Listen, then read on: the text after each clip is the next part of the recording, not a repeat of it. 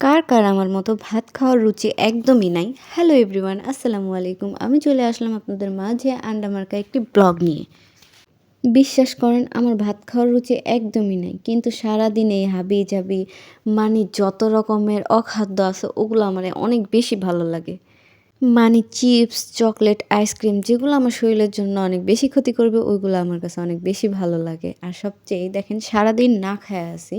কিন্তু আমার এখন মরিচ দিয়া এই টমেটো ভর্তা খাইতে ইচ্ছা করতেছে। এখন যদি খালি পেটে এটা আমি খাই ঝাল কইরা বানায়া, বুঝেন আমার অবস্থাটা কি হবে? তবুও আমার এখন এটা খাইতে হবে। কারণ ওই যে বললাম আমার সবচেয়ে বেশি যেগুলো আমার ক্ষতি করে জীবনে, ওইগুলাই আমার সবচেয়ে বেশি পছন্দ। হোক খাবার, হোক মানুষ। মানে টক্সিক জিনিসগুলো আমার সবচেয়ে বেশি পছন্দ। যাই হোক এখন বকবক না করে টমেটো ভর্তা খাই।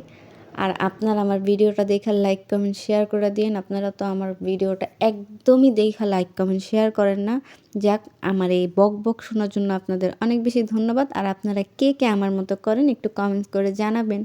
আজকের ভিডিওটি এই পর্যন্তই, দেখা হবে পরবর্তী ভিডিওতে। আল্লাহ হাফেজ।